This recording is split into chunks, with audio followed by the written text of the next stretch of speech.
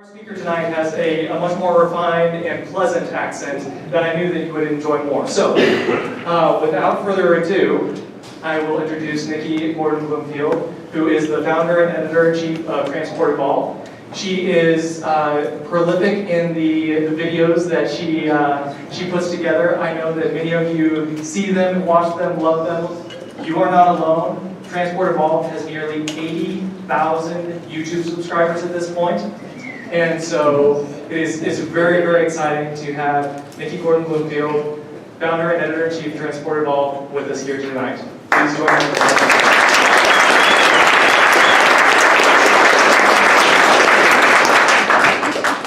Hey everybody, how you doing on? You doing alright? You did hit trash. That's actually my normal voice, you know. That's where I'm from in Norfolk in East Anglia, but I'm not going to go there. Thank you very much for such a warm welcome. It is so wonderful to see so many people here. I've been in the EV world, as you'll discover, for some time, and this has always been what I've been after.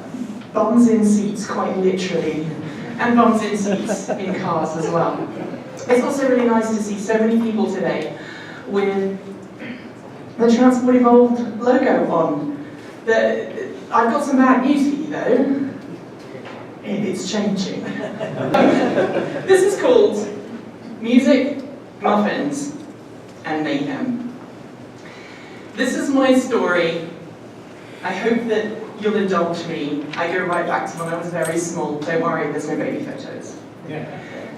And I want to share with you a little bit of why I do what I do. Because over the years, people have asked me again and again and again, what's my background? Why am I into electric vehicles? And really, it comes down to one very simple thing. So why is it called Music, Muffins and Mayhem? Well, this is Transport Evolved. This is us at CES this year. I had to think about that, what year are we in? CES 2019 with Alex Guberman. Alright, so this is Transport Evolved today. We are a YouTube channel. We're based in Portland, Oregon. Obviously I am British, as it will become apparent later on. And this is the crew that we took with us to CES in Vegas this year. We actually had a proper booth, which was fantastic. We got to have a proper sound crew. We got proper camera people. And I was up until very late at night, up very early in the morning editing it all, but we had a fun time. And it's thanks to those guys that Transport Evolved is what it is today. It's not my doing. It's down to those guys, the talented people I work with, and also the amazing people who watch my content day in and day out. I don't know why you watch it, but thank you. Alright, so this is where I start, the music. What you may not know about me is that I used to be a classically trained oboist. If you look online under my maiden name, which is Nikki Bloomfield, you'll see some music that I recorded, and I've got a couple of CDs out on YouTube. And I went to the Guildhall School of Music and Drama in London.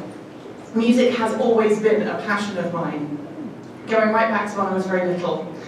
I think it's probably why I am a vocal chameleon and I can do different accents, and why people sometimes tease me about my accent. If you talk to me off stage, the chances are I'm probably going to sound a little bit more American than I'm doing right now, because I'm trying really hard to keep my accent. So anyway, I went to a 4-year degree program in London, just as the Gee Whiz was kind of thinking about introducing electric cars into London. And so that's one of the threads. The second thread, the second reason, is the muffins. This is my wife, Kate. We have been together now for quite a long time.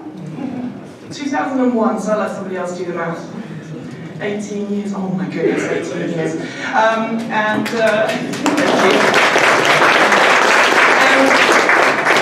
She is my nerdy other half, and I'm particularly nerdy too, and between us we decided electric cars were the way forward way back when. The next bit, you're probably not going to guess unless you know me really well, the mayhem. When I'm not making music or doing videos about cars, I'm a member of a freelance mascot crew called the League of Extraordinary Floofs.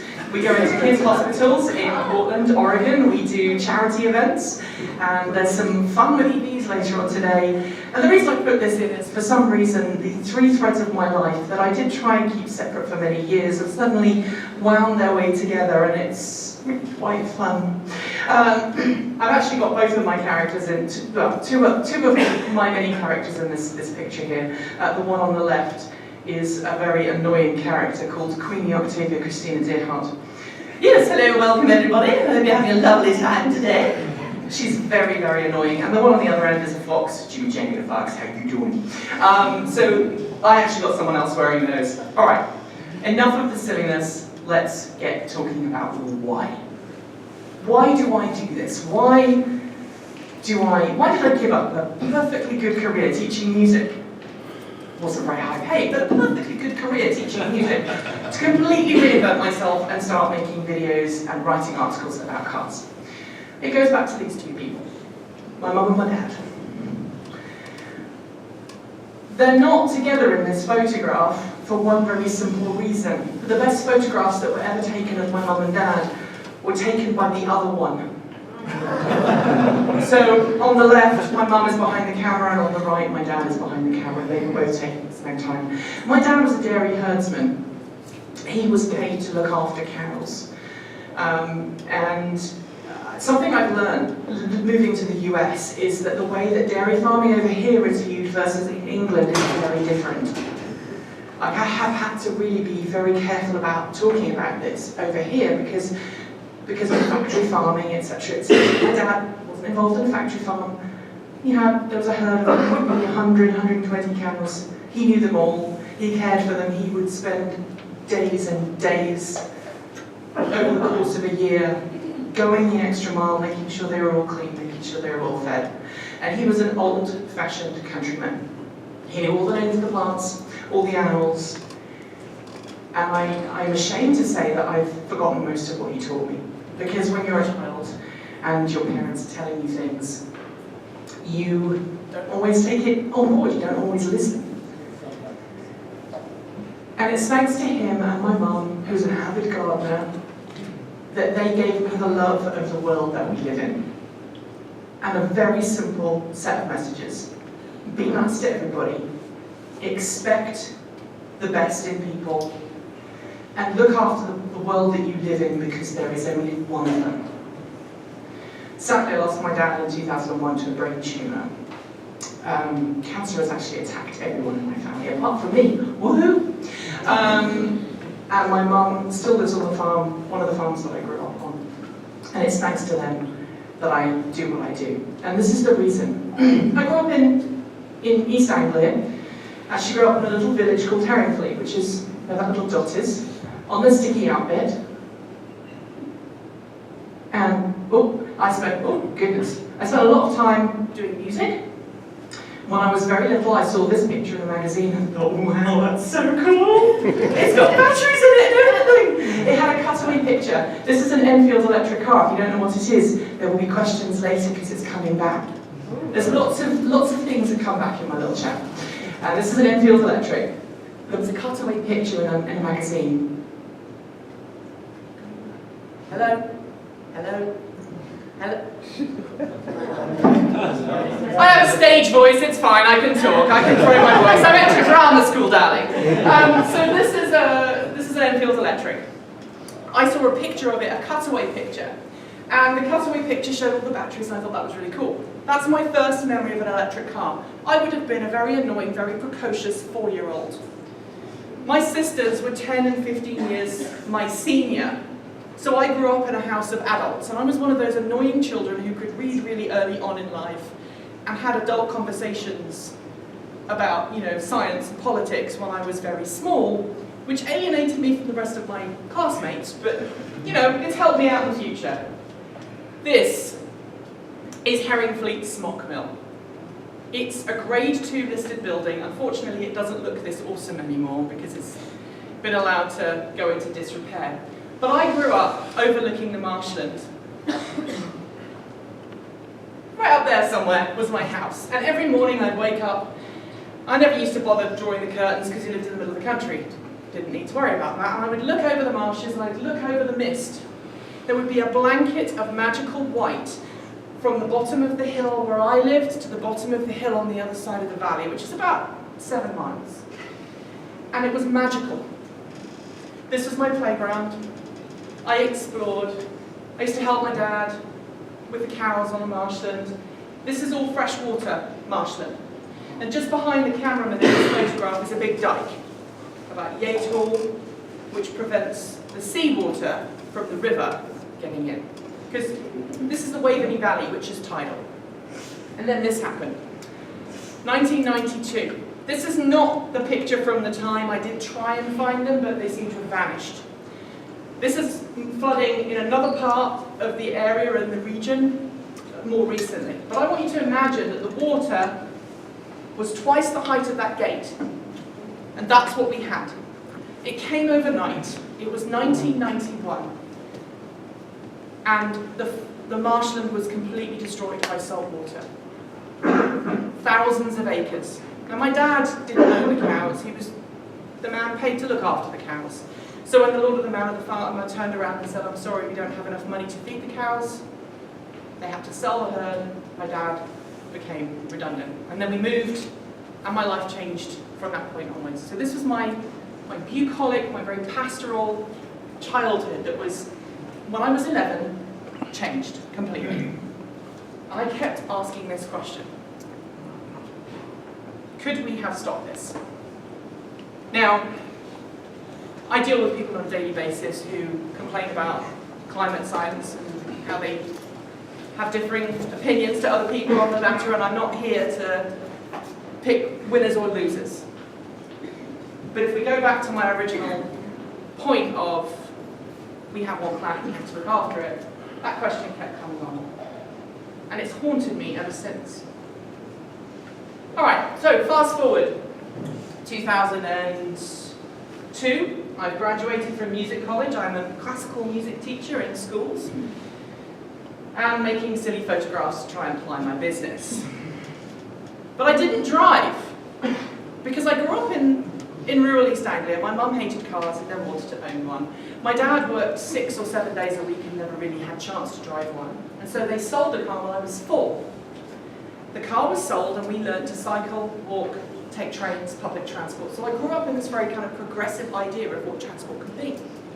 And so when I was, in my late teens and I went to London, of all places to learn, to go to college, I didn't need to drive. I landed this job in Lincolnshire, which is one of the most rural counties in the UK, one of the biggest outside of Yorkshire. It's something like 100+ from one end to the other. And at the interview, the head of the music service said, "So is there anything else I need to know before I make my decision?" And I said, "Yeah, I don't have a driving license." And he looked at me and he said, "I'm sure you'll figure that out." I was so nervous about passing my driving test that it took me 4 attempts.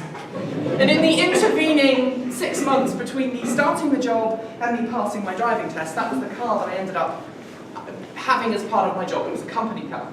I used to cycle around Lincolnshire with that box on the back with saxophones, bassoons, clarinets, oboes, you name it, in the back. I did 50 miles a day, and my wife, when we were dating, used to ring me up from America, and I would fall asleep on the phone. And bless her, she would just wait until I woke up. That was until she got a phone bill from AT&T that was 4 figures long. So after that, I really love Morris Minors. If you've watched my channel, you know I keep talking about how much I love cars. And this was my first proper car. Her name was Hebe. She was a 1969 Morris Minor. And I liked Morris Minors because they made a fart when you changed gear. It was that saucy. And I was one of those annoying children because I walked everywhere. I could tell all of the lights of all the different cars as I was walking places with my parents. So this is my first car love. And next to a very, very young looking me is Kate Morton-Elliott, who I will now call Pure Kate because there are too many Kates in this story. My baby. I love that car. But then something bad happened, and I think I might have to leave now because after I had Hebe, my wife said you need a better car to get to work because at this point I'm driving to lots of schools in Wales and all over. And I said, please don't make me buy a modern car. I said, what if I find a car that's within the bounds of the budget and, you know, meets both our needs? She said, sure. Whoops. That is a 1.8 litre K-series engined hot rod that did 0 to 60 in stupid, went sideways in second gear, and I used to be very bad and bait BMWs on it. These are my two cars side by side, right? But in the back of my head, I've still got that question.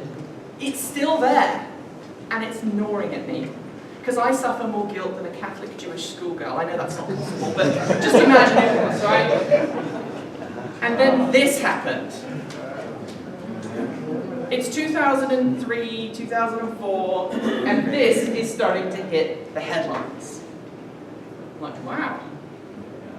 And that reminds me of that picture I saw when I was little. And it just keeps haunting me, keeps going back. And I'm like, wow.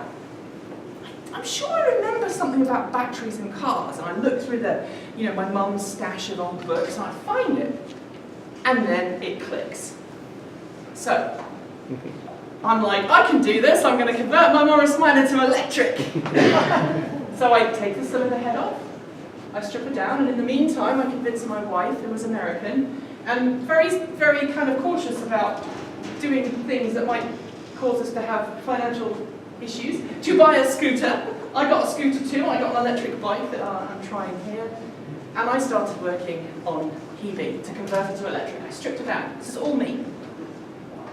But I don't know if there's anybody in here who's kind of into classic cars, but this is generally not considered acceptable when you're working on a converted car, and neither is all of that. Basically, my girl, while she looked beautiful on top, had cheese metal. Cheese metal and batteries don't work. So I had to scrap it. We said goodbye. But I wanted an electric car so badly. So this came along. Meet the Flying Banana. The Flying Banana is a car called the City L. It was originally designed in Denmark. I think it's still made in Germany. I keep going and checking back on the website for a couple of years. This is the motor. It's like 1.8 kilowatts or 2 point something kilowatts or 4 kilowatts, it's tiny. This is the battery box. 36 volts of lead acid, top speed of 35 miles an hour, and the best door of any car ever. Right? And it was a convertible too. It's a convertible, right? It was very versatile. I used to go to the tip with it regularly, shopping. I put my dog in the back, my collie, and it kind of spread. Because when you're me and you have weird friends who are a bit like you, it's like a virus. You encourage them to get one. And then you do stupid things like show off how light it is. And you start an electric vehicle group called the Battery Electric Vehicles of Bristol. I was living in Bristol at this point. And BVOB, Battery Electric Vehicles of Bristol, was founded. It's still going, but apparently, ever since I left the UK, it's kind of done a weird thing, and I keep getting emails every now and then going, is Nikki going to have another event? I'm like, did you not get the memo? Anyway, we campaigned, we put charging stations in for electric cars. This is my Kate, and we put the charging stations in. And my banana, my Flying Banana, which by the way was owned by Fifes. It was a marketing tool. This is a 1988 City L. When I bought it, it had less than 1,000 miles on the clock. It was a time machine because it was just for marketing. Nobody really thought it was serious. I drove that from London to Brighton, I'll have you know. But then, it's a three-wheeler. Reliant. I got a little bit enthusiastic. Went round the corner a bit fast. Smashed it up. But that's okay, because you can replace the top, just unbolt the thing, and I had a spare one in my garage. It wasn't actually mine, it belonged to a friend of mine at the time, and I said, hey, you're not driving yours. I don't want to drive your car, I don't want to put wear and tear on your car. Can I just borrow your roof? It took me like 20 minutes. Then I decided I needed more power. Because, you know, I'm living in the UK, Jeremy Clarkson is permeating the entirety of my culture. And I made, this is a lithium-ion battery management board, which I got from a guy on the South Coast. I made my own lube, and I got my lithium-ion cells. Thunder skies, bless them. I got a battery management system. I had a car that was connected to the internet. 10 years before the Nissan Leaf. Okay, and then unfortunately it got stupid. More people ended up getting them. And I actually had L Weekend, I think it was 2012. No, it wasn't 2012. 2008. L Weekend. It was a special event to all the other bizarre people in the UK who happened to own this tiny little low-speed NEV. We had trailers of them coming to my house, and my neighbours thought that like aliens had landed. We spent 3 days basically fixing them all because they were terribly made. They were always going wrong. Showing people how to do it. But this thing kept coming back into my head. I sold the City L because it had a plastic tub, an ABS tub, and it used the same brake fluid as Harley-Davidson motorbikes. I can't remember if that's .3 or .4 or whatever. But there's some brake fluid that doesn't like synthetic plastics. The previous owner had put the wrong brake fluid in, and it had leaked, and it caused the tub to crack, and I've already had one car that's starting to fall apart. I don't want another one. I sold her. And I was looking for a replacement.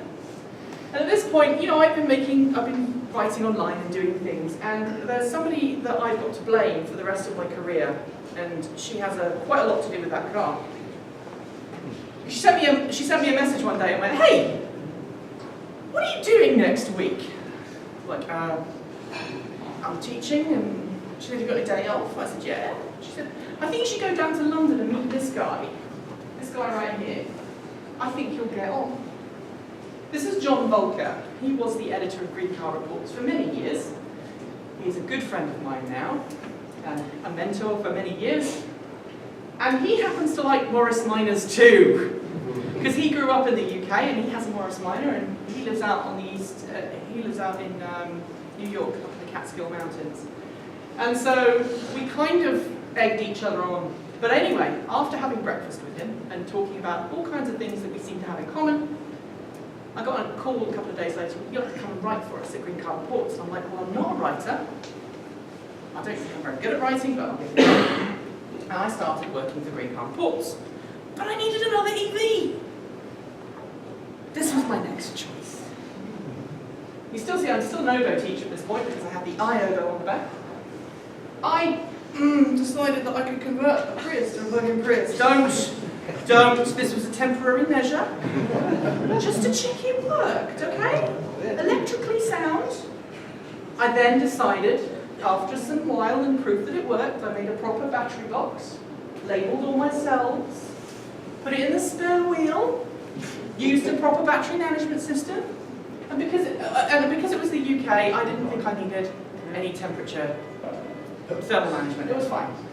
The night before this, which I thought would be a very appropriate thing to do because he's stealing all of my thunder tonight. Thanks, Elon. This was the Tesla Roadster launch in the UK. The night before that, I had a really busy day. I'd been going around and teaching, coming back home and plugging my car in and charging it up because I wanted to drive on EV. I wanted to drive on electrons. I didn't want to burn petrol. That happened. And that's how I got a reputation for killing cars. Have you ever heard thermal runaway in a nickel metal hydride battery pack before? It's like popcorn. I got woken up, my bedroom was on the other side of the house, and I heard popping sounds. And my first reaction when I woke up, and it's like 2 in the morning, was like, who's making popcorn at 2 in the morning? Oh! And I tore outside, and it was in thermal runaway. She was written off. This was Velma, by the way. I have a habit of calling my cars after silly things. My wife had a car called Daphne, which was also a Prius, so I decided to call mine Velma. Why not? Yeah, whoops. Then this thing came into my life. It's got nothing to do with me. I didn't buy it. My best friend Kate, Pure Kate, that I mentioned earlier on, she wanted a car for her mum, because her mum wanted to drive to the allotment. She was retired. She just wanted a little car she could drive. It was electric. Kind of the planet and all that. And this came up for sale, and I convinced Kate to buy it. This has nothing to do with her. This grill is fake, it's nothing to do with her, it's the previous owner, do not believe anything read on the internet to the contrary. Does anyone recognise this car? Yes, sir. First one I showed you, but there is another, I don't know if anyone's really good with license plates, registrations, but it ended up becoming that. Does anyone know Johnny Smith from Fully Charged? Yeah. This is the flux capacitor. Now, how we went from there to there is a very bad tale of ennui that's got nothing really to do with me. It involved flooding, and the car being written off by the insurance company, and me being a little matchmaker between Kate, who had a car that she couldn't rebuild because she couldn't afford it, and Johnny, who wanted a car. So there we go. So this is my next car. Anyone care to guess what it is? Golf. Sorry? Golf. Nope. Someone said golf? Golf. Yeah. This is my Volkswagen Golf City Strummer. A car so rare that even Volkswagen's technicians didn't believe me when I drove up and said, hey, I've got a Volkswagen City Strummer I need parts for. They went, we never made such a car. And I went, bet. This was made by Volkswagen in 1985 as a factory-built electric car. They made them in small numbers. There were a couple of hundred made in Europe for left-hand drive, and only 3 examples made with right-hand drive. They were supposed to be part of a test press fleet for an electricity company, which is why they were painted this godforsaken grey, because they were supposed to be white, as you can see inside. They were never supposed to enter into the private car market. One was wrecked shortly after it arrived. The other one just disappeared, and then this one ended up, through a very long and convoluted story, in my ownership. This was my car. Just look at that! Cable attached, and you just open the thing and it's there. It was also my wedding car. Now at this point, I'm writing for Green Car Reports most of the time, and I get the attention of these guys. Anyone remember the EV cast? Yeah. With Bo Bennett and Ryan Levesque. They invited me to be on their show as a guest a couple of times, and then they were like, you know what, you're pretty good at this talky thing. Would you like to do our Saturday show? And I'm like, would I? So I started doing their Saturday show. Now, Bo and Ryan, bless them, they were trying really hard to get EVs, you know, going and everyone excited. But they added quite a large dose of comedy and also quite a large dose of bovine byproduct without necessarily making it clear it was bovine byproduct. So I was with them for a bit, and long story cut very short, we kind of got to a point where I started to get irritated by their games. And so I resigned live on air and started up Trying to Get Involved, which was originally a weekly podcast talking about cars, a bit like EV Cast. I basically ripped off the idea and did my own. And I think a lot of people who listened to EV Cast came over and listened to me. So, my next car, I've got this sucker for weird cars, okay? I'm sorry. This is a prototype. Again, why do we end up with prototype cars that were never supposed to be in private hands? This was a car that was at the list, an EG list in the UK. I saw it coming up, free car. You just have to come and pick it up and pay for the MOT. Like, okay, come and pick it up. It's a G-Wiz, but it's not a G-Wiz, it's a Reaver, because G-Wiz didn't exist when this was put on the road. It was a prototype car that they brought to the UK, if I remember back at the beginning. I was in London when they were introducing these. This car was made in 2002, so just as I was leaving college. It was a prototype car running around London, and I kind of went, oh, it's calling my name, and it also has a license plate that means yes to whiz. Yeah. And so I got that. But then, financially things weren't doing so well, because I kind of stopped teaching music as much, and I wasn't really earning any money doing EV stuff, but I really wanted to get EVs on the road. So I ended up buying Tank, which I spent a weekend to make it look like that. And I adopted 2 kids. My kids came from a very nasty background, I'm not going to go into details, but I used to sometimes get funny cars come along. And there's this car, the Golf, but then, I'm going back, so the Golf, I spoiled them, go back, okay, so I was at an event in London, and Volkswagen's PR person came up. and I was looking at a prototype Golf, Mark 6 Golf, electric Golf, and I was like, I've got one of those at home. And the PR guy was like, he knew me, and he was like, wait, what? I've got one of those at home. He went, oh, you converted one? No, I've got a real city Stromer. And he happened to have been working for Volkswagen for 30 plus years and remembered when they really came on the fleet. I kid you not, he looked at me and we went, we'll buy it, how much? By this point, the car was broken because the motor had blown up, because it didn't have the original controller. And the person who put the motor and the controller together hadn't matched it correctly. Before I bought the car, by the way, I want you to know that I paid no part in this car dying, but it was stuck on my driveway. I couldn't afford to fix it. I was driving a smelly Volvo because it was the only car I could afford. They said, how much do you want for it? And I was thinking, oh wow, Volkswagen's going to buy my car. This is going to be good, it's rare. Yeah. So make me an offer. £1,500. That's all I got for it, but I used it as a deposit on this beauty. This is Hiro Nakamura, named after the character in Heroes, the NBC series, because he's an earnest young Japanese nerd who's trying to save the world.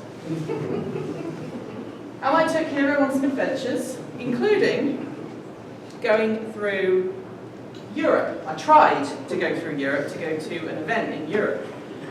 And I got from my house all the way to the Channel Tunnel, and then I got to France, and French charging networks at the time were a little bit.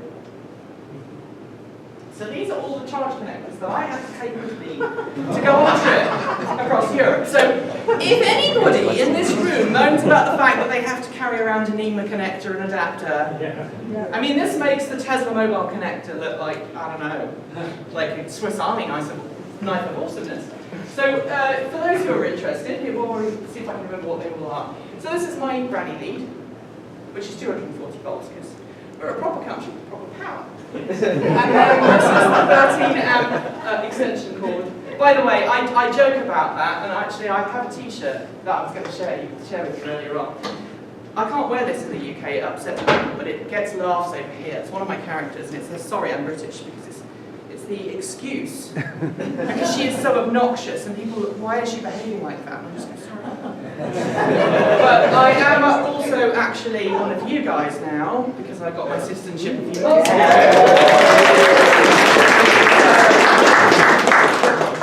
I pledge my allegiance. This is a 16 amp, they call these commando sockets. I like that name. It's got this, yeah, commando. So you have a 16-inch commando, and then if you're not feeling that that's big enough, you get a 32 amp commando. Where is it? This is a 32 amp combo, a commando. So you have a 32 amp to a 16 amp to a 16 amp to an adapter that goes, where is it? From 16 amps to there, to your EVSE, that you then plug that into, one end of that into the EVSE, sorry, that, one end of that into the EVSE and one end into your car, and you're charging. How easy is that? So we go 1, 2, 3, 4, 5 things to plug in, and you can charge your Leaf. It's got better, by the way, but in the UK, you generally carry your charge cable with you, so you don't get people snipping the cable to steal copper, which has its benefits, really.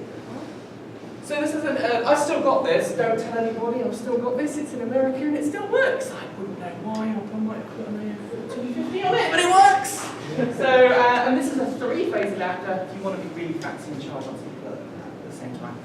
So by this point I'm writing for Green Car Reports quite a lot. I'm doing a Weekend Transport Evolved podcast, which has a kind of fairly small audience, but it's fun, I enjoy doing it, it's not kind of my job. And I adopt my kids. And this is my daughter, who makes an appearance later on. And when I saw this photograph, I welled up a little bit inside. I got a Tesla Roadster. This is the Tesla Roadster 2.5. I got it on review for a couple of weeks. This was back when Tesla were actually talking to people. I'm sorry. And my daughter fell in love with the acceleration. She still talks about it today. And the reason why I'm putting this photo up is because it reminds us that your first experience of an electric car stayed with you forever. I mean, right? That was her first electric car experience. Although she also liked that, which is a Renault Twizy, which I got on review from Renault. I have a problem when I get cars on review because I want one of my own.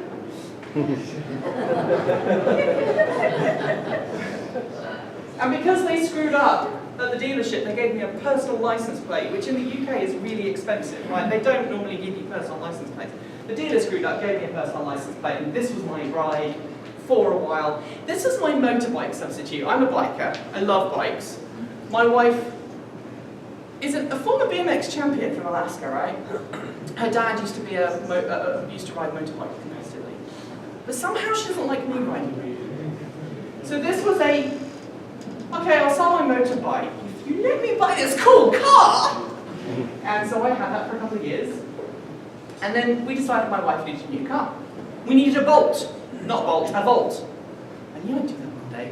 We needed a Volt, but this is what the Volt looks like in the UK. This is the Ampera, it's got a different front end. We didn't like the Ampera, we wanted a good, honest-to-goodness Volt, but guess what? For a short period of time they sold them. And they were £2,000 less than that. Same car, £2,000 for a faced job. And we didn't have any connectivity in the Volts, in the Volts or in the Amperes in the UK, so no OnStar or anything. But that was my wife's car. So at this point, I'm driving electric, and my wife, who had been driving hybrids up to this point, she got in on the act. That was the first Transport Evolve TN, which launched in 2013. So between me doing green car reports, I was invited to join a charity in the UK, a charity that works with EVs, works with energy. I was invited to be their press officer. I'm like, yes, sign me up.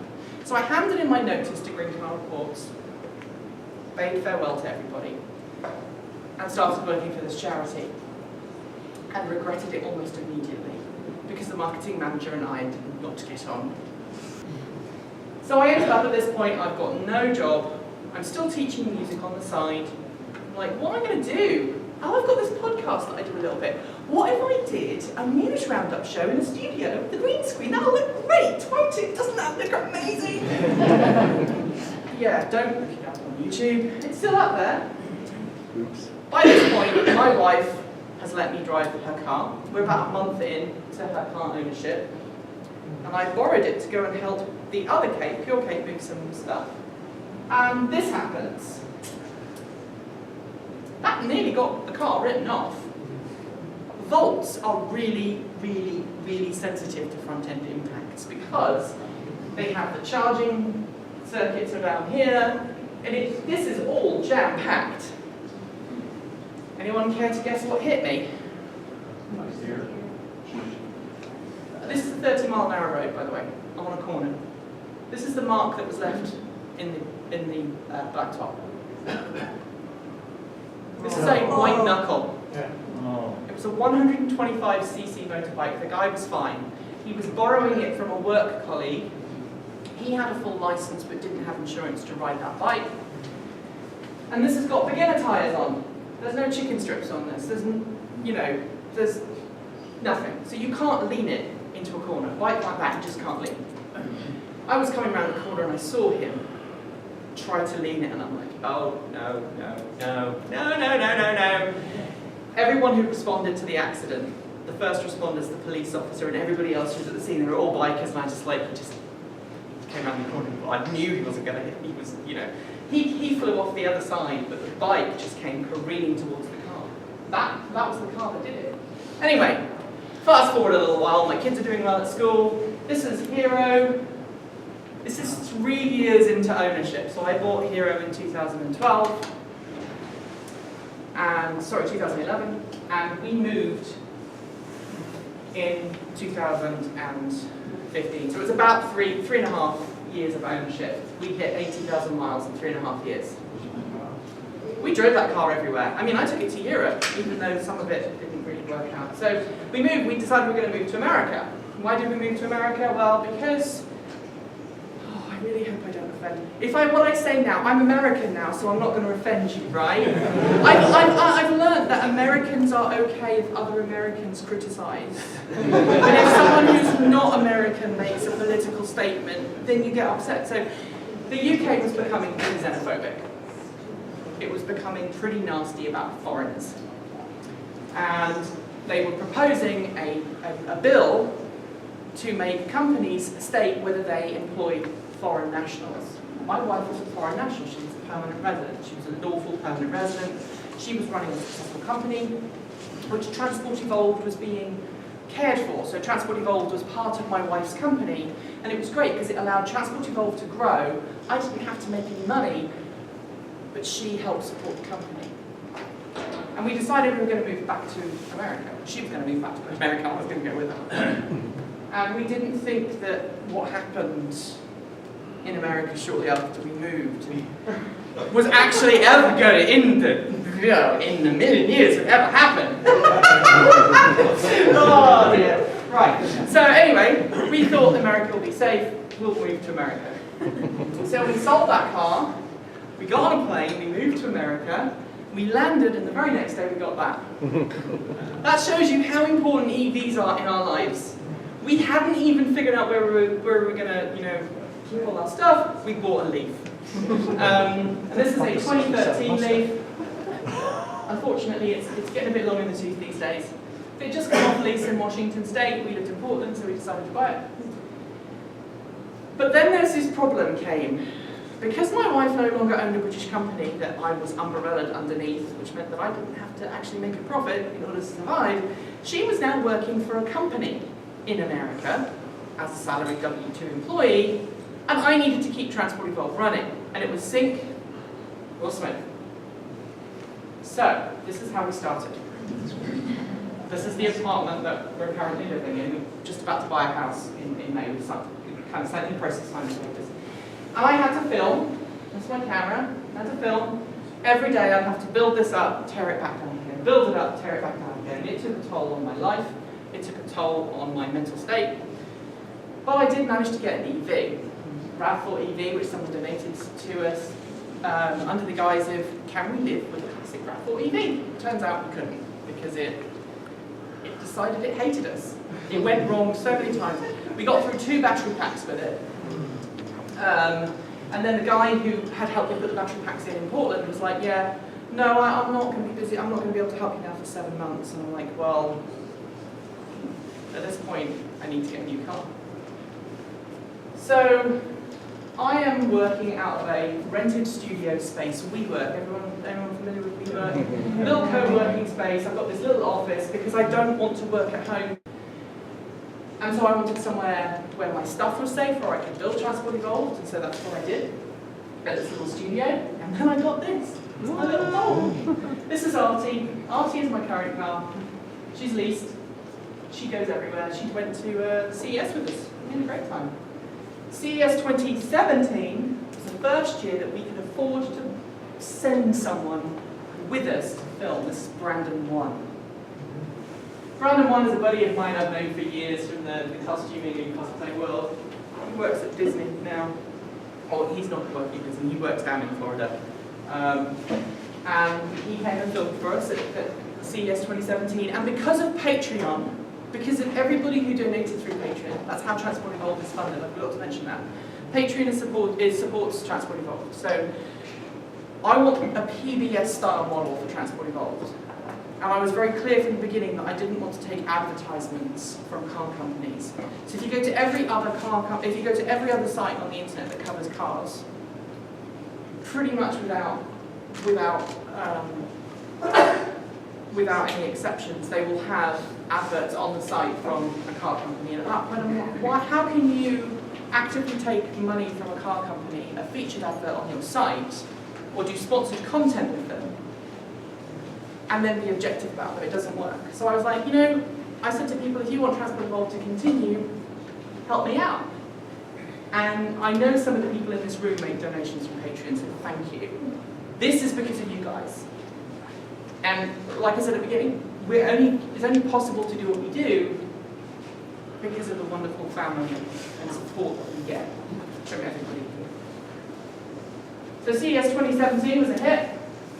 And then we hit the big time. We were able to get a proper studio. This is the Transport Gold studio in downtown Portland. I am dead proud of this. This is, I don't know what's going on here. I don't know what that is. It's not there in real life. This is the studio set. I think it's probably fair to say that most people realise that I'm not actually standing in a studio when I film my shows. It's bad 3D CGI. It's really bad. To the point that we want to get a new studio next year, but we're not able to afford it yet. So this is what the studio looks like. It's for CES 2018. Kate, who nearly had a TV show with me back when we were really young and better looking. She came along, she started doing stuff in front of the camera too. Now, aside from all of that, because I'm doing my EV stuff, and because I've now got a business and I'm actually earning a little bit of money, like a tiny little bit, minimum wage we're talking, I'm able to do more charity work, and this is why the League of Floofs was founded last year. This is us at a dystonia walk. We did the ALS walk, we did the dystonia walk, we've done stuff with the local Shriners Hospital. And the funny thing is that half of the people in that photograph who are in the mascots costumes are starting to ask questions about electric cars, which is really funny. It also goes the other way, because there are people who watch my channel who've picked up on this, who are now starting to go, oh, that looks really fun, can I have a go at that? So these two worlds are colliding, and they do collide. This is the local Oregon Drive Electric Day. And I got a phone call from the person in the EVA, and they said, hey, you going to come to the Drive Electric Day? I said, yeah, I'd love to. I'll come and help out and stand and whatever. And he said, don't you have like some entertainment group with characters and kids and stuff? Could you come? So I'm like, yeah, all right. And he thought that I was just going to turn up with my group. I turned up in costume. And he didn't realise initially, I don't think. Several people didn't realise. They were like, well, where's Nikki? Where is she? And I'm wandering around going, this is great. So we're promoting Model 3. So that is how the things, all those worlds combine. This is our studio today. You might notice now we've got an extra computer table here, and that is because we now have a staff of people who go to events like CES. This is our CES road trip. This is the crew from this year. And again, wouldn't be possible without all the support we have from everybody online, wouldn't be possible without these great people. So, I mean, you don't need to know who that idiot is. Kate Watton Elliott, pure Kate. This is Brandon too, who was our second cameraman, called Brandon. There's something about me, I seem to end up associating with people with the same name. I mean, I know I have difficulty remembering names and faces, but Brandon too is a camera guy from New Mexico who's worked with us a couple of times, and he's coming with me to India in a couple of weeks, which I'm really excited about. And this is the wonderful, the funny, the very talented Erin, who was our new animator. So if you've been watching the channel of late, you've seen some animated videos on there. That's her. So, this is the last slide. Thank you for watching. I know it's been a really long thing. I hate presentations and slideshows, by the way. It's the first time I've ever done one. It's all come full circle. Remember that little picture of the Tesla Roadster? That's her. And obviously my wife in the back. She won't, apparently I'm a bit more patient as a driving instructor. I don't know why. Because normally my daughter and I fight like cat and dog when we're out of the car. My wife has to be the one to do all of the disciplining and everything else. But when we're driving, she'll listen to me. Confession time though. Don't think that just because you drive EVs, your kids will want to. My daughter's wants for her first car. Anyone care to guess? It's nearly as bad as that. She wants a Camaro. And every time we take the Bolt to the dealership to get a service done, she's like, look at this Camaro, Mum. And I said, I tried the, look, it's going to cost you a lot of money, you're never going to be able to afford that. Oh, well, I'll become a real estate agent then. She's a smart cookie, my daughter. So thank you, everybody. I'm happy to take questions if anyone's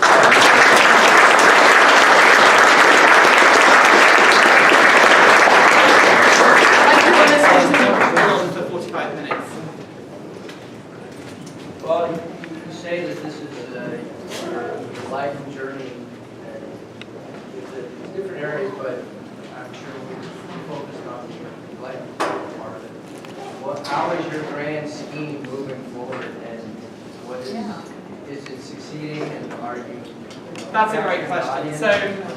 So Transport Evolved, you'll notice Transport Evolved doesn't say like the Nikki EV show, or EVs are best, or EVs are awesome, even though I personally subscribe to those beliefs.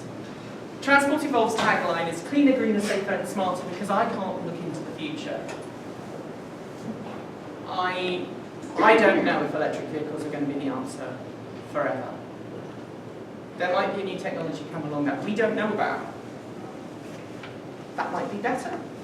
We have to be open to that. So, Transport Evolved moving forward, so we're going to cleaner, any type of low carbon fuel, low carbon transport.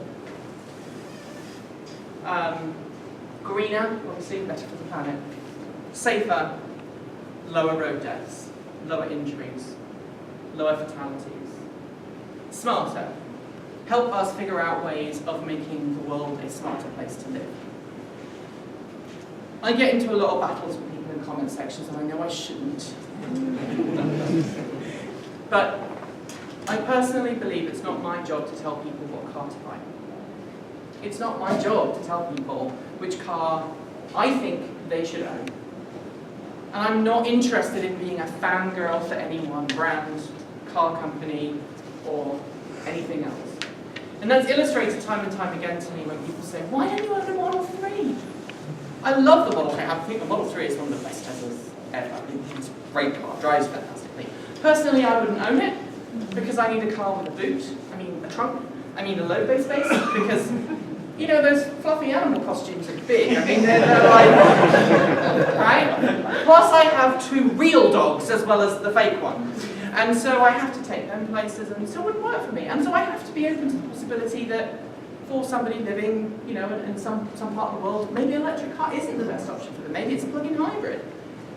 And I would much rather somebody goes from a gasoline car to a plug-in hybrid than I would for them just to keep their gasoline car. I would much rather they go from a gasoline car to a car share scheme, to not a car, or to a bicycle, or to an electric bicycle. So at the moment I'm riding to and from work when the weather's good. We had really weird weather. We've had a lot of snow in the last couple of weeks, which is unseasonable for us. And so I haven't actually been able to ride to and from the office all that much, but my office is 15 miles away from my current house, and so I've been riding to and from work on a Rad City power bike. Great bike, really like it. There's going to be a review coming. So I'm focusing, in response to your question, on helping people look at the greater picture, the bigger picture, because I don't want to be a fan site for one car company. I don't want to prescribe to people what they do. I want to give them the options. And my belief, always believe that everybody inherently is a good person, or has their own best interests, or the best interests of other people at heart. I know it might be a little naive, but I believe if you give everybody all the information, they will make the decision that is smartest for them. And it's not always going to be the decision that I want. There are other people in this EV world who are doing the advocacy, who are doing the policy work, who are working tirelessly to ensure that we keep our tax credits, to ensure that we get our HOV loan access, to ensure that we have access to education and bums on seats, and help explain to utility companies why they need to use TOU systems to try and encourage people to charge up at night time, and why we need to embrace vehicle to grid. I don't need to do that because there are other people already doing that. My job is to say to the man or woman on the street, hey, here's some really cool technology, this is how it works, this is what it means. Go explore. So that's our goal moving forward. And we're looking to expand into a bigger facility. We need a warehouse, basically. We need a building that's big enough to have 2 or 3 sets, to have space for edit suites. I've got 3 or 4 people who want to come and work for me, and I'm like, I can't pay you yet. We're climbing there, we're getting ever closer. And I also have a plan to make a documentary that I'm probably going to try and kickstart either later this year or early next, focusing on the way that we work as a planet, the way that we get to work, and questioning whether there is not a better way of challenging the way that we work in a post-industrial world. We're still working like we are in an industrial world, and we're not. How does that look? How does it work? How do different cultures and different socioeconomic groups figure that problem out? So that's my goal, future. Sorry, that was a really long answer to a very simple question. A number of years ago, I think a company called Bloodless sent you a wireless connector, and you did a video. Yeah. And they gave you a unit, and you did it at your garage, and it was very interesting to watch. I know that Bloodless is now a defunct company; it's no longer in business. I'm curious if you know anything about wireless, anything about any actually operational in the wild wireless chargers out there anywhere for EVs, or whether that's still this thing out there. So here's the interesting thing. That wireless unit, so we're talking about the wireless plug-in charging unit that's still on the bottom of our leaf, actually. It was kind of funny because the guy who arranged for us to have the review, I said, can I review it? And he said yes. He said, we'll pay for you to have it installed and we'll pay for you to have it removed. And I'm like, fantastic. As long as you put our car back to as it was, we'll be great. And then after we reviewed it, I was like, hey, you're going to come and take this out? And at that point, I think they just started to have a few problems. And he's like, you know what? It's going to cost us more to actually remove it than it is just to let you have it. The unit was old. And so I think I disclosed that on the channel. But the charging, the wireless inductive pad that sits on the garage floor and the one that's underneath the car are paired. So you can't go to another place and just use it. It's paired to the car and to the charging station. So it's a little bit finicky. We haven't used it, full disclosure, we haven't used it since we did the review because my wife hated it because it was her car. She hated it. Now when we move house, our Leaf, bless it, is getting a little bit long in the tooth. And so it can't do the 50-mile round trip that it's going to need to do anymore. So my daughter, who turns 16 in August, is going to get a Camaro. I mean, a It's really funny. This is not going online, is it? Yeah. So she doesn't watch it, right? So a couple of days ago, she was saying, so what am I thinking? I'm going to sweet 16. I'm going to be 16. I'm like, it's August. I'm like, okay, what do you want for your birthday? Camaro. And my wife looks across at me, winks very slightly, and goes, yeah, okay, we'll get you a Camaro. I said, oh yeah, what colour do you want? She said, black. Like, okay, yeah, we'll buy you a black Camaro for your birthday. She hasn't yet twigged that it's a black die-cast.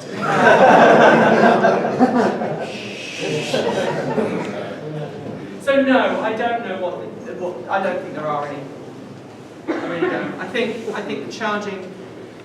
Look, how long does it take us to plug a car in, right? Yeah. And the wireless charging technology is so finicky, and I mean, they said it was efficient, right? They said it was 90-something% efficient, but I can tell you this: when we were using it, it heated up our garage. So. I mean, unless they figure out how to make energy from nothing, in which case they should be having a different conversation. Just a quick, last time we were here, we saw you talking about GMC. We showed a had a video. little blurb.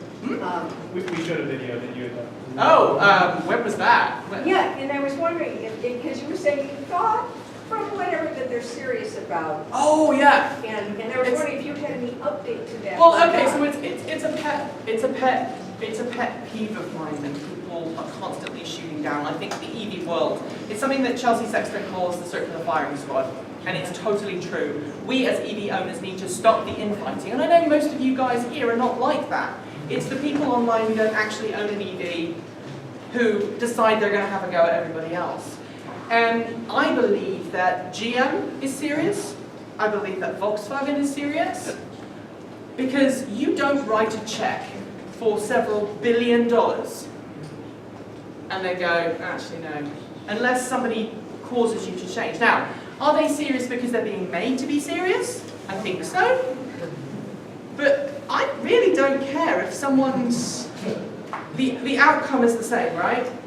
I don't need to know if Mary Barra went into a GM meeting with the board and went, we're making electric cars, or if someone came up to her and said, Mary, no, we're getting trounced by Tesla, we've got to make electric cars, the outcome is going to be the same.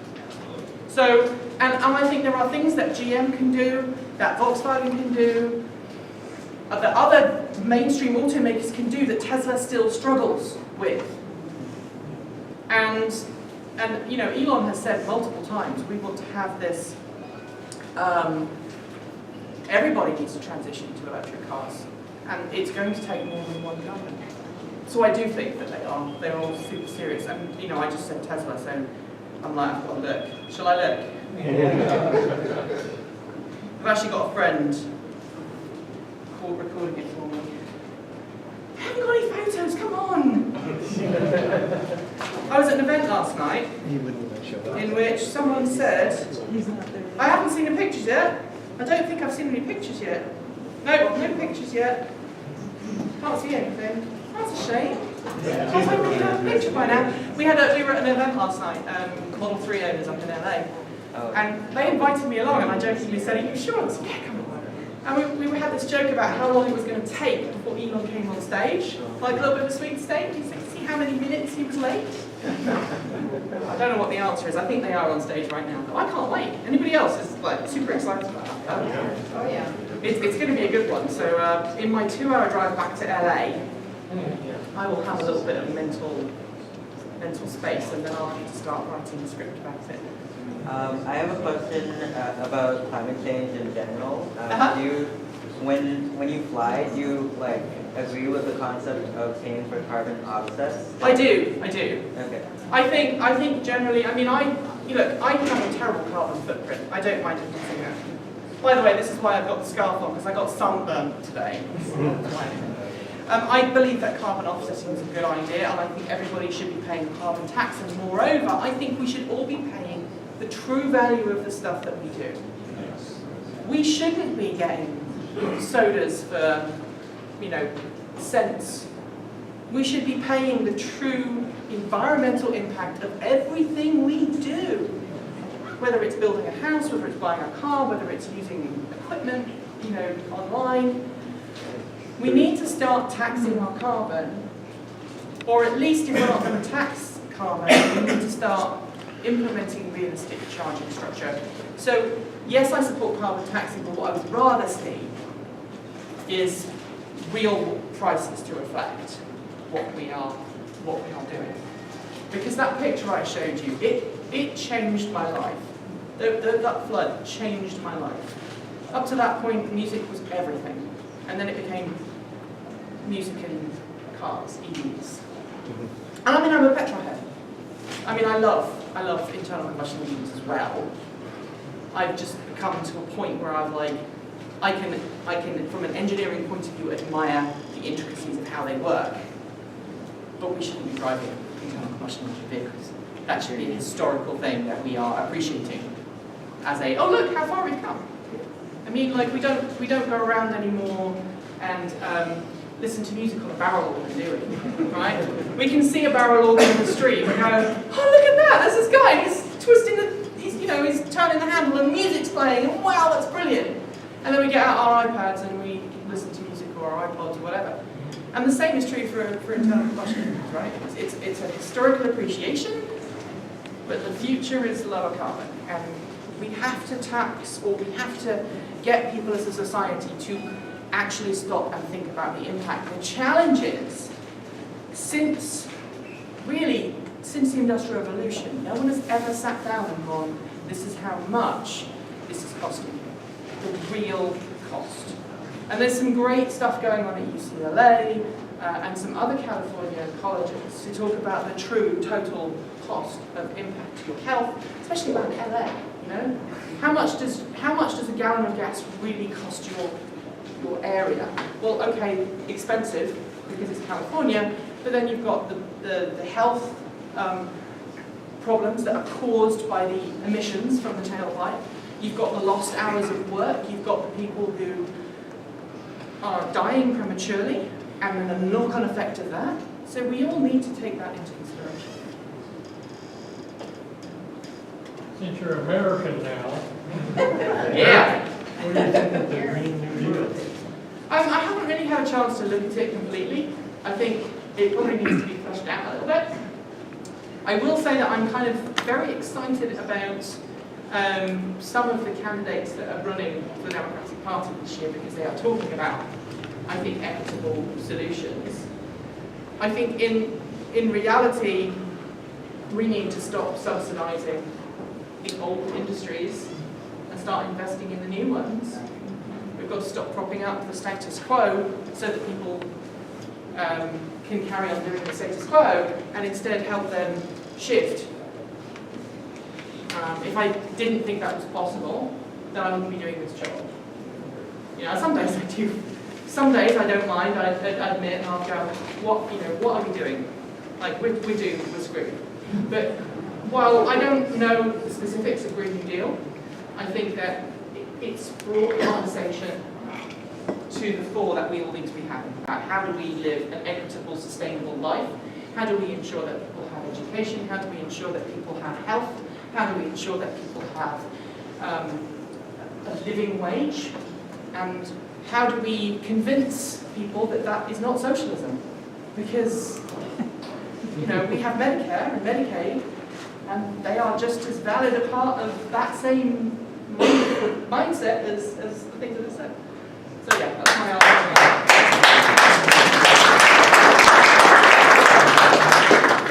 I joke that I am probably Donald Trump's worst nightmare. For multiple reasons. And if you want to ask me why, come and ask me after. Do you have your eye on any future eclectic cars, eclectic electric? You know, yeah. I really like the Electromechanica Solo. Like the Electromechanica Solo from Canada. Oh, yeah. Yeah, I really like that. There's a couple of, I would love to have a Twizy over here. I would love to have a Twike. A Twike is in my dream garage, because I love driving them, they're so bizarre. A Twike is a German 2x2 side-by-side tandem that has pedals. It's a human electric hybrid that can do 50 miles an hour.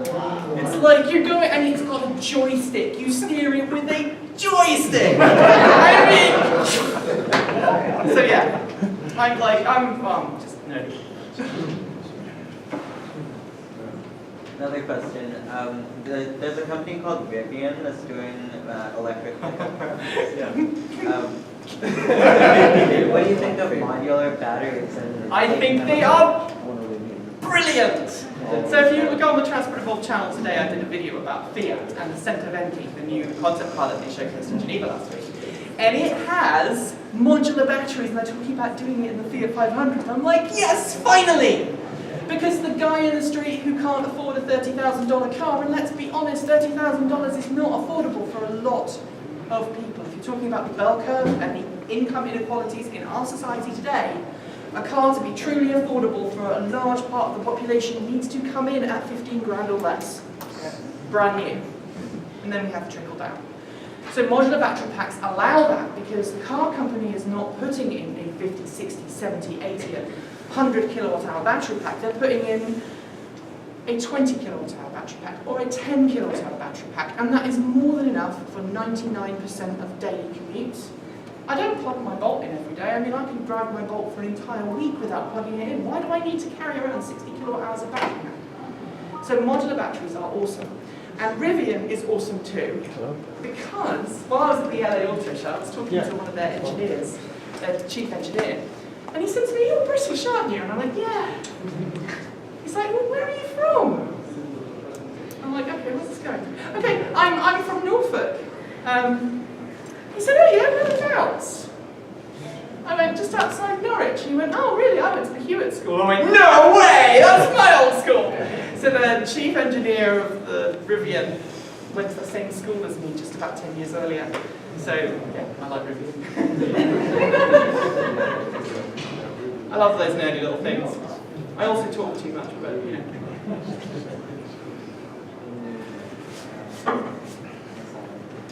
Well, thank you very much. Thank you.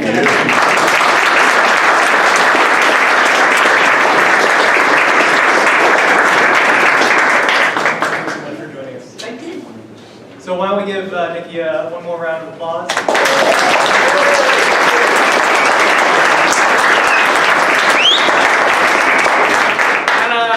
And a bit of fun. Anyone like to guess how long it's going to take me to get back to LA? At this time, we're in LA. Sorry? To Torrance. Torrance. 2 hours. Hour 45. That's good. I don't drive fast, by the way, because I need my driving license. You'll learn to. I went past the toll on 73 earlier on. Right, and in my little European brain, American brain, I'm going, oh right, there's going to be a toll plaza somewhere. Because like on the East Coast, right, I've done the turnpikes on the East Coast, and like there are these big toll plazas and they scan your badge and then you can pay with cash. There wasn't any. I'm seeing the signs like, if you don't have a tag, you can pay at this. I'm like, great, I'll just need to look for that. And then suddenly it ended and I'm on I-5 and I'm like, oh, how do I pay? Yeah. So apparently you have to download an app. No. I don't want to be carted off before I, before the passport is dry. Very easy. That's a rental car. Oh, okay. That's good. Just don't forget to do it.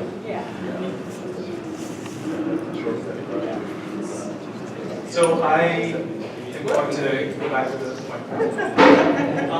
I just wanted to mention that we really appreciate Nikki coming out today, and if you all are interested in going through and supporting what Nikki does, we've made it very easy to do that on our meetup for this particular event. You can take a look at that, and there's a link directly to Nikki, to her team, and you can donate right there. So It would be really appreciated because we are at a point now where we cannot produce the content quickly enough. And I'm working 60-hour weeks, that's why I have big bags under my eyes. And if we can just push up our income just a little bit more, we can actually hire someone else.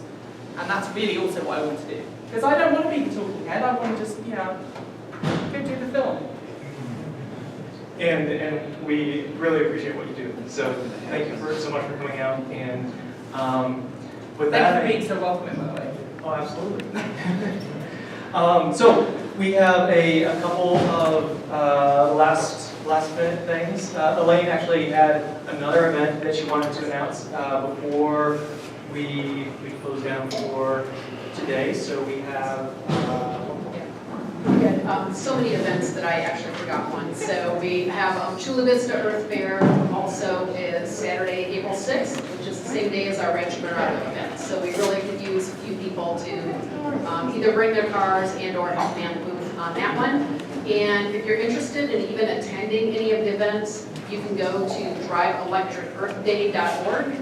They're calling it DEED for short, but driveelectricearthday.org. And you can sign up there to just attend or volunteer for any of the events. And if you have friends in other parts of the country, they can see what other events are near them. Thanks. And now we do just a short section at the end of our meetings to talk a little bit about how we can continue to grow the organization, what that's about. And so I wanted to go through and tell you how to become a member of the Electric Vehicle Association, which is just $35 a year, and it allows you to be better connected with us, and it also supports the national organization. And for that, you get a wonderful e-magazine every month that is 40 pages long, has incredible information in it. And so if you're interested in joining the EV Association, evaosd.org, and please sign up under our chapter as opposed to some other chapter. Next meeting, we have another great presentation from Byron Washington, the Director of Strategic Energy Initiatives at UC San Diego. UC San Diego has some really interesting vehicle-to-grid pilots that are going on, some interesting projects that are going to really tell us, are we going to be able to plug our car back into the grid and use that to power our house, to our neighbor's house to sell it back into the grid so that we can use some of that battery that Nikki was talking about not needing every day. So come back out and join us for that. And then with the association here, one of the ways that you can help us out is actually by RSVPing on Meetup.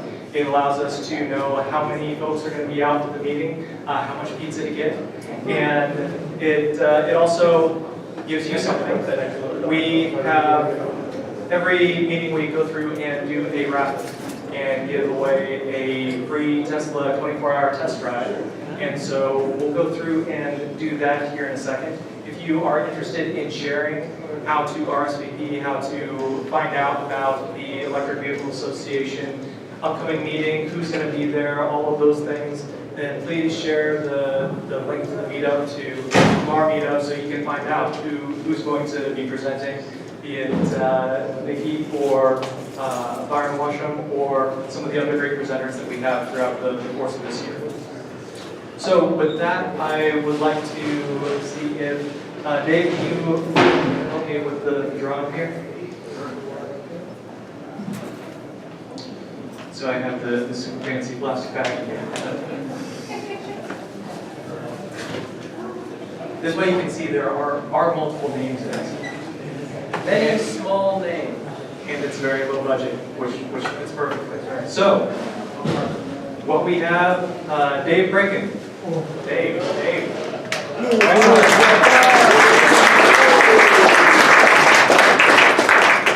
So, I also wanted to do something tonight that is a little bit different. I think that as we close down, we're going to go through and see if we can get some of the live stream of the Tesla event up and running. But I also wanted to just encourage everybody to look in front of them, behind them, left, right. Do you know that person? Do you know their name? Have you chatted with them?